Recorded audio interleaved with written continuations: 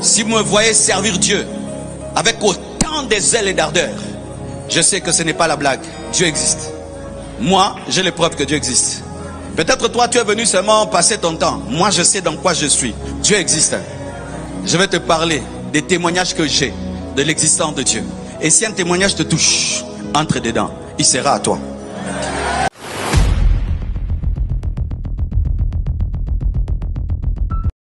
Veillez sur ce que vous entendez. Nourrissez-vous des choses qui nourrissent votre foi. Entendez des choses qui te disent que Dieu est grand, Dieu est capable, Dieu peut le faire. Plus tu entends, plus ça grandit, plus ça grandit. Regardez des choses qui nourrissent votre foi. Si Dieu l'a fait pour lui, il peut le faire pour moi. C'est pourquoi j'aime être là où Dieu fait des grandes choses. C'est pourquoi j'aime les gens qui vivent la main de Dieu. Moi, je ne suis jamais jaloux d'un homme. Quand Dieu te bénit, je dis ah, ça marche, ça marche, ça marche.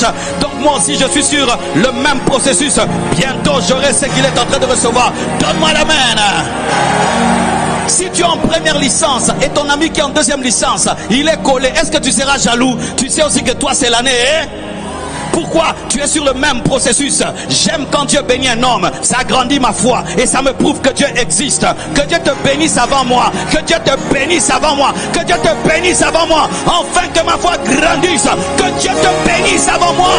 Lorsqu'ils étaient assis et que le panier circulait et que celui-ci a le pain, l'autre a le poisson, le pain, le poisson. Celui qui était dans la dernière rangée, il disait mon tour arrive. Pourquoi? Le miracle est en train de passer. Dieu agit dans ta vie pour que je croie qu'il peut agir dans la mienne. Dieu bénit ton voisin pour que tu croies. Dieu fait des grandes choses pour élargir ta foi. Il a créé le soleil, pas seulement pour t'éclairer, pour croire que celui qui l'a créé. Si je cherche l'auteur de cette ampoule, je vais le trouver, un Chinois. Mais l'ampoule soleil, quand je cherche, il n'y a pas Chinois, Made in China, il n'y a pas. Je tourne le soleil, Made in Amérique, je ne trouve pas. Je tourne le soleil, Made in Japon, je ne trouve pas. Mais tout ce qui est doit être créé. Qui l'a créé? Quand je vois les océans, je tourne les océans. Ce ne sont pas les Chinois. Je tourne les océans. Ce ne sont pas les Américains. Ce ne sont pas les Arabes. Qui a créé les océans? Quand je te regarde, même ton père ne sait pas comment tu es sorti. Je te tourne, je ne vois pas Made in Congo. Je ne vois même pas Made in RDC. Made in Dieu. La création est la preuve que Dieu existe.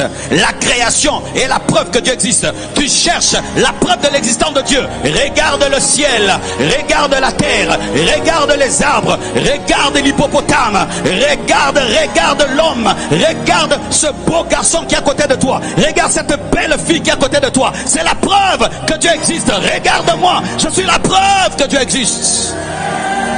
Je n'ai jamais payé quelqu'un pour qu'il dise qu'il était paralytique et il a marché. Jamais.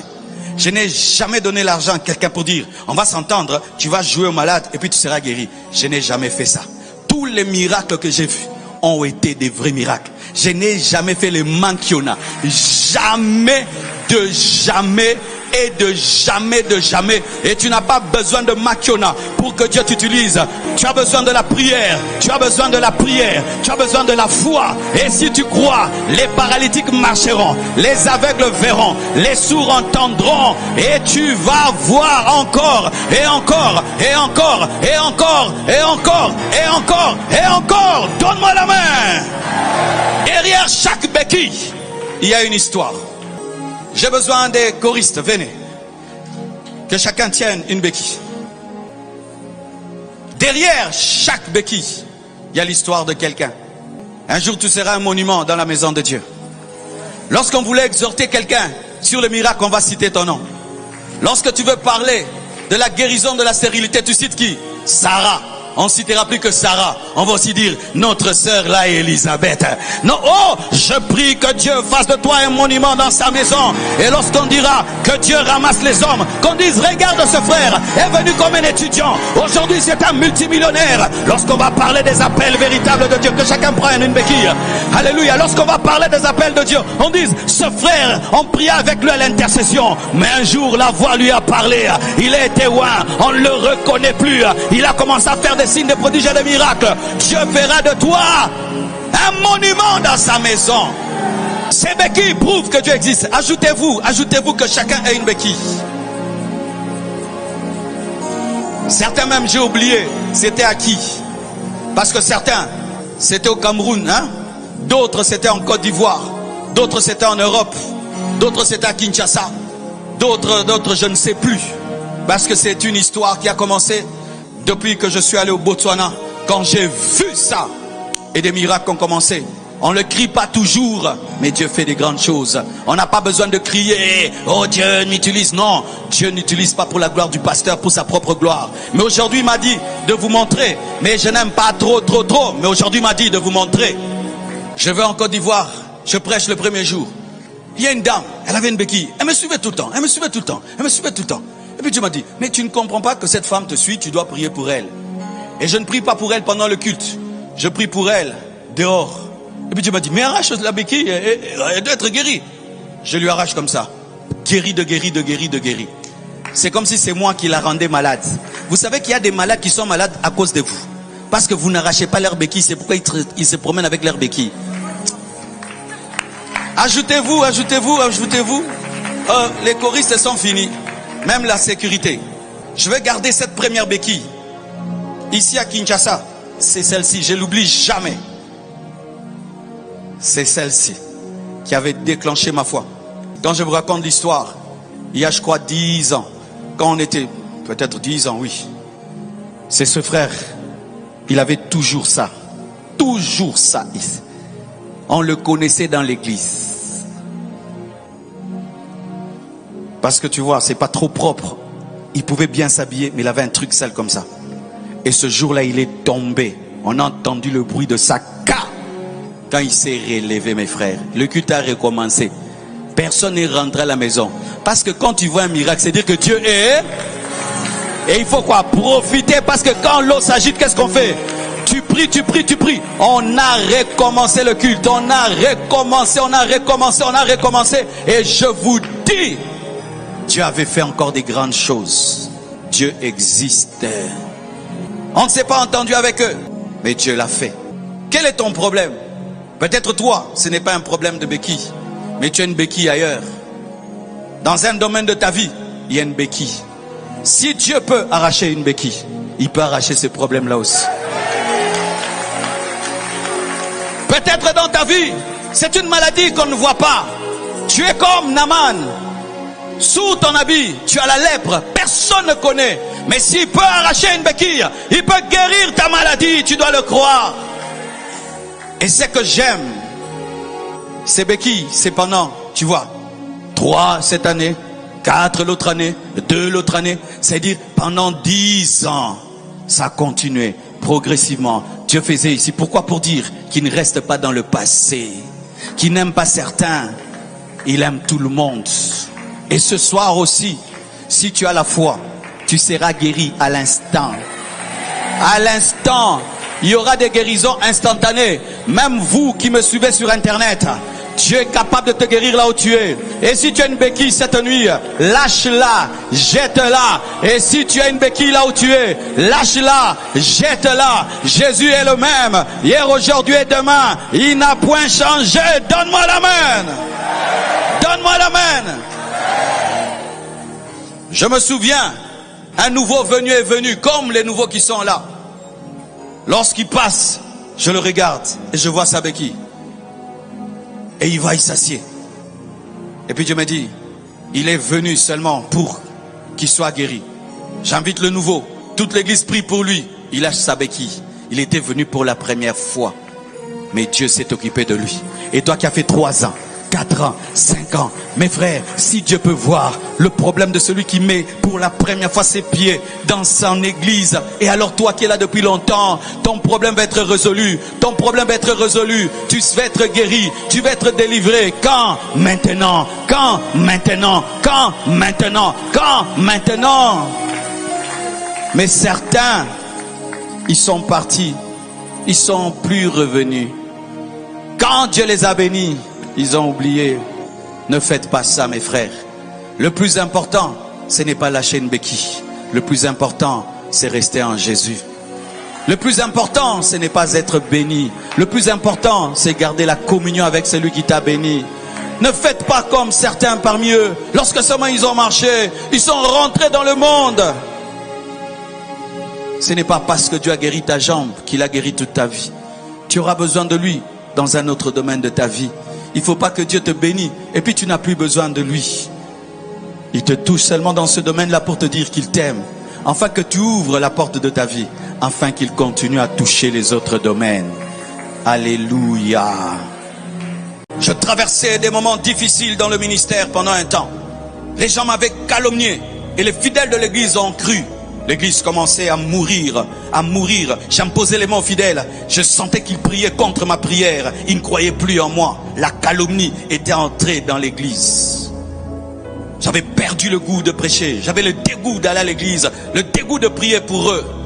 J'ai vu que j'allais arrêter le ministère. Et j'ai prié et je vois en vision. Je vois un homme blanc avec une démarche, il marchait comme ça. Il entre. J'étais en train de modérer et puis il passe. Je lui donne le micro et il commence à prêcher. Quand il finit, prie pour moi. Je tombe sous la puissance de Dieu et je vois mon ministère recommence et reprend. Je vais à l'école biblique. On me dit de modérer. Je modère. Pendant que je modère, je vois Roger Outzman entrer. Même démarche, même chemise, même personne. Tout exact. Dieu parle. Dieu existe. Hey, Dieu parle. Vous qui dites que Dieu, toi, oh Dieu t'a dit, oui, Dieu parle. Oh Dieu m'a dit, Dieu parle, Dieu parle, Dieu parle, Dieu parle. Et il donne des précisions. Dieu donne les précisions des noms, il donne les précisions des adresses. Il donne cela, oui, Dieu donne cela aussi. Et il entre. Je lui donne le micro. Il prêche comme j'ai vu dans la vision. Mais quand il finit, j'attends qu'il fasse le service. Il ne fait pas de service. Et puis je dis, Dieu, ça ne s'est pas passé comme tu m'as dit. Il m'a dit, ta part maintenant, c'est d'aller vers lui qui prie pour toi.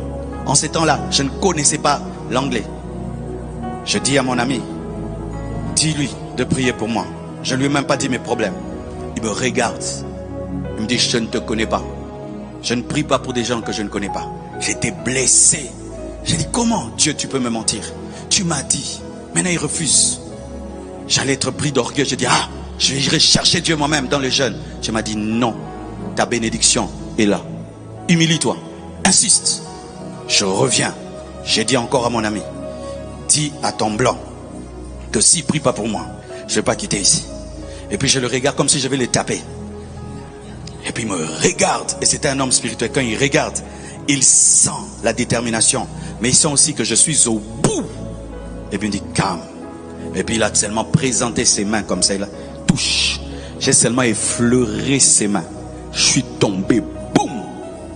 Tout le monde me regarde comme ça à l'école biblique. Je m'en fous si je tombe. Oh, toi tu étais tombé trop. Toi qui n'étais pas tombé, tu me dépasses en quoi? Toi qui n'es pas tombé, tu me dépasses en quoi? Vous qui vous moquez des gens qui tombent. Toi qui n'es pas tombé, tu as eu quoi? Frère, tu tombes, on t'amène ici. Quand tu te relèves, relève-toi bien. Nazubiloko, Zamba Simbinga. Oui, frère, nous ici à la compassion, on n'a pas honte lorsque l'onction nous touche. Même moi, je tombe sous l'onction. Même moi, je tombe sous l'onction. Même des fois dans ma chambre, je tombe sous l'onction. Frère, on ne tombe pas seulement sous l'emprise des démons, on tombe aussi sous la puissance de Dieu. Et même si je tombe sous l'emprise des démons, je suis délivré, je suis délivré, je suis délivré. N'ayez pas honte. Et on me regarde. Et il est tombé. Oui, je suis tombé, mais j'ai recommencé. Quand je me suis relevé, j'ai senti comme si j'étais un tracteur. Il fallait un autre tracteur pour me désembourber. Car ce n'est qu'un tracteur qui sera un tracteur de la boue. Ce n'est qu'un camion qui sera un autre camion de la boue. Ce n'est qu'un poids lourd qui sera un poids lourd aussi. Et j'ai senti qu'il m'avait sorti de là. Je suis sorti, j'ai recommencé le ministère. Et vous êtes là, et vous êtes là, vous êtes là. Je prie que Dieu t'accorde une connexion spirituelle. Je prie que Dieu qui existe puisse te connecter à quelqu'un qui a l'onction de ta destinée. Je prie que Dieu qui connaît ta destinée puisse te faire rencontrer ton Jonathan, puisse te faire rencontrer ton David, puisse te faire rencontrer ton Roger Outzman. Je prie que Dieu puisse te désembourber et que Dieu puisse te faire rencontrer quelqu'un qui sera loin pour toi, quelqu'un qui sera préparé pour toi, quelqu'un qui va se connecter à Dieu pour toi. Que cela t'arrive, Dieu existe. Il a entendu ma prière et il a oint cet homme pour moi. Et aujourd'hui cet homme est rentré dans la gloire. Et lorsque on se réveillera, il aura la récompense de ce travail que j'ai fait. Pour lui, il a prié pour un jeune garçon, mais il ne sait pas qu'il a aidé un géant. et tout ce que je fais entre sur son compte. C'est pourquoi, frère, lorsque tu dois te préparer le matin, prépare-toi bien, car tu ne sais pas pour qui tu t'es préparé. Lorsque tu dois manger, mange bien, parce que tu ne sais pas pour qui tu t'es chargé et qui tu rencontreras. Dieu existe. J'étais pauvre. J'étais incapable de m'acheter une chaussure. Incapable de m'acheter un pantalon. Incapable de m'acheter une chemise. Pour avoir une chaussure, je devais prier. Pour avoir un pantalon, je devais prier. Pour avoir une chemise, je devais prier.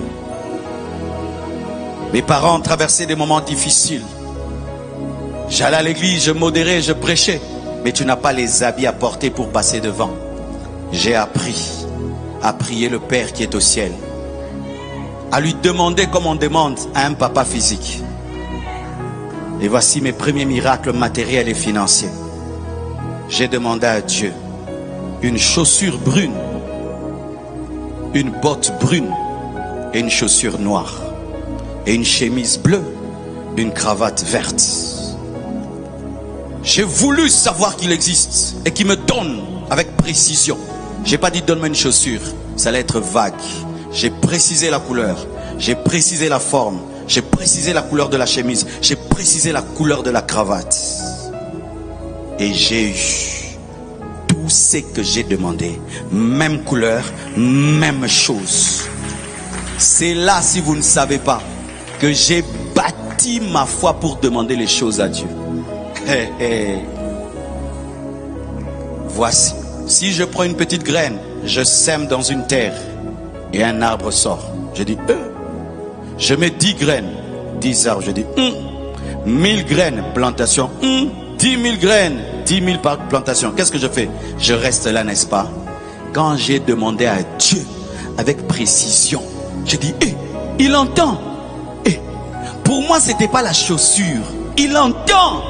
Et il donne selon que tu demandes. Je dis, Makamuzo Simba, Azalarako, Nasenga Suluwa Munene Xigoyo, Nabakesi, Nabaksa Munene, Nabakesi, Nabaksa Munene, Nabakesi, Aopesa Kaka, Tilelo, Aopesa Kaka.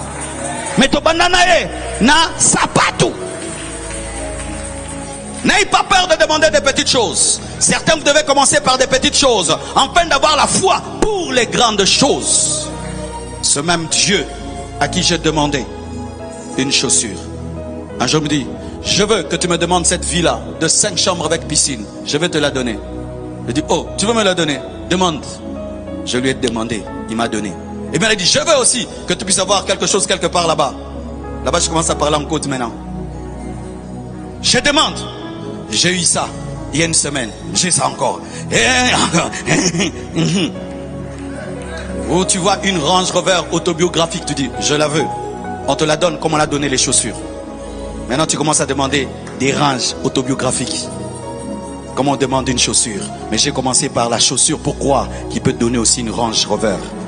Le Dieu qui te donne $10 peut te donner $1 million. Et lorsqu'il doit te donner $1 million, ce n'est pas qu'il doit se fortifier. Maintenant, je me fortifie. Non. Avec la même aisance. Ce n'est que ta foi qui permet ça. Il donne le spirituel. Il donne le matériel. Avec la même aisance. Tout dépend de ta foi. Tout dépend de ta foi.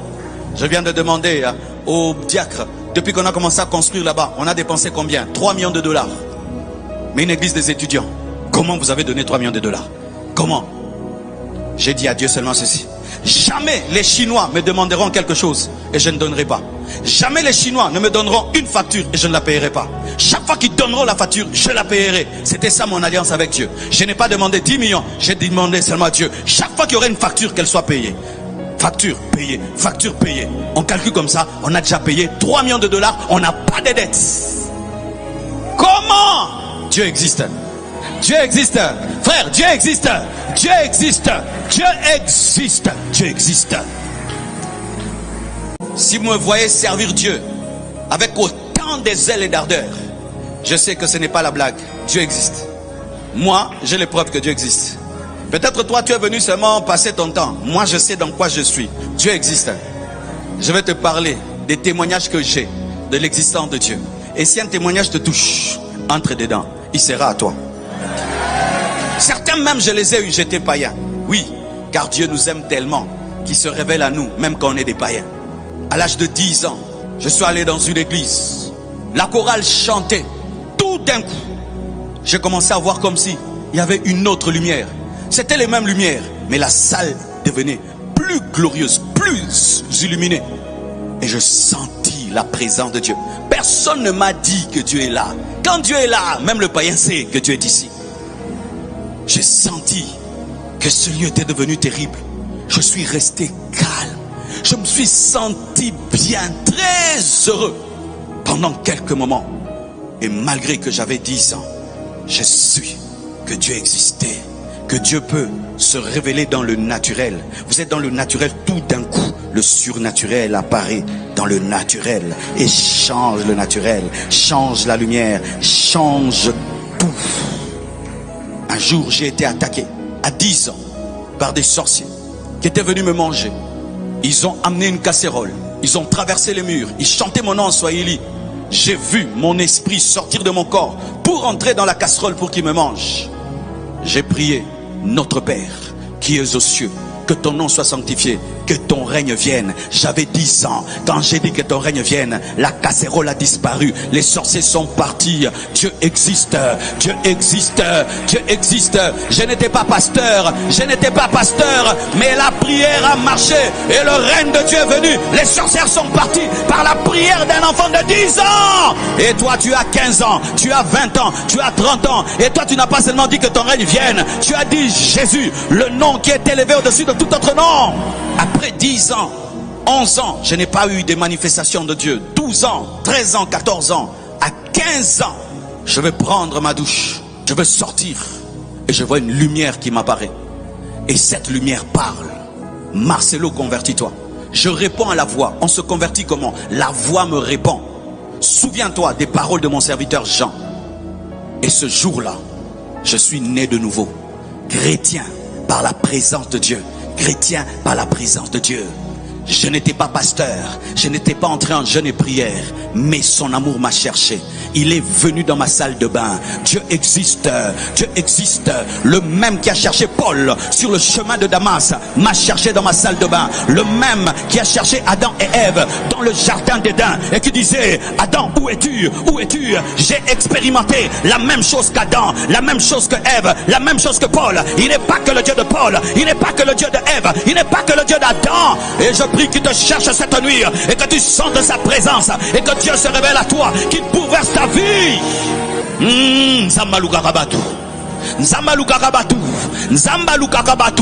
Dieu cherche les hommes. Dieu est un gagneur d'âme. Dieu est un gagneur d'âme. Il a cherché Paul sur le chemin de Damas et il m'a cherché dans ma salle de bain.